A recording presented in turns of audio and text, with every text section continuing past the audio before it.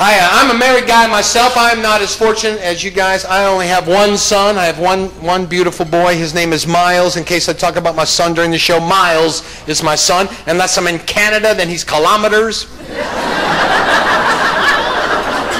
Young people, explain that to the older people around you. They look confused.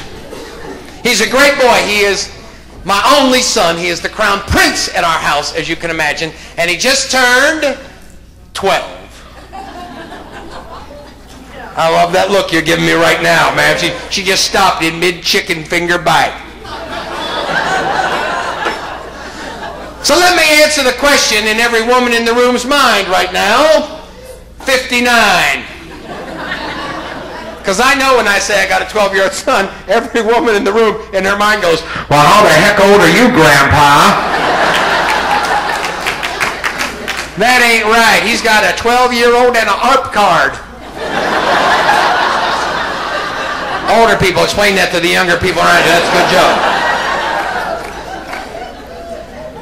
He is a great boy. Now, see, now the next question I usually get from people in the audience, and sometimes the women get a little unchristian, they get a little catty with me. I'm not looking at anybody over here in particular. But they kind of go, well, Grandpa, how old's your wife? My wife just turned 55. Yeah. And then people start wondering, well, how long you guys been married? We've been married 22 years. And then people go, well, why'd you wait so long? Sometimes that's not our decision. I'll give you the whole story. 3 months after we were married, my wife found out she had breast cancer. She went through 6.5 years of treatment, partial mastectomy, lumpectomy on the right side, chemotherapy, radiation, a year to see if she was clear. She was not clear. Another operation, more chemotherapy, more radiation, and after 6.5 years of treatment and waiting, we lived in California at the time. The doctors at Hoag Hospital, Newport Beach, California, pronounced my wife cancer-free. Yeah. But, thank you. But those same doctors who saved my wife's life also told us we would never be able to have our own kids. So there we were, in our mid-40s, going to adoption agency. Let me tell you younger people, here's something. You show up at an adoption agency in your mid-40s, they think you're coming to volunteer. They don't look at you as a prospective parent, but sometimes God knows better than doctors or adoption agencies. So you can imagine when my wife, at the age of 42, found out she was pregnant for the first time, she was ecstatic.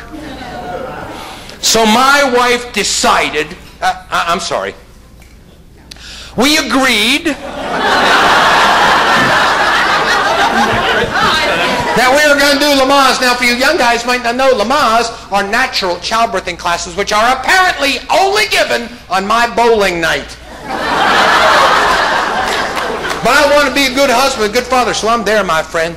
8 Monday nights, 3 hours every Monday night. I'm focusing, breathing, coaching, soothing. Finally, the blessed day comes down. My wife's a little bit older, but she is a first-time mom. You know what, my friend? She don't know. She gets that first little labor. She's like, oh, this is going to be so beautiful. I'm so happy. I'm going to experience motherhood in its fullness. An hour later, we are back at the hospital. My wife is in some serious labor difficulty. And guys, I will never, ever forget what my wife looked up from that bed and said to me at that moment. She looked up at me and she said, hey, fat boy! Why don't you get up, go find somebody that got some drugs and get it back in here. Let's roll!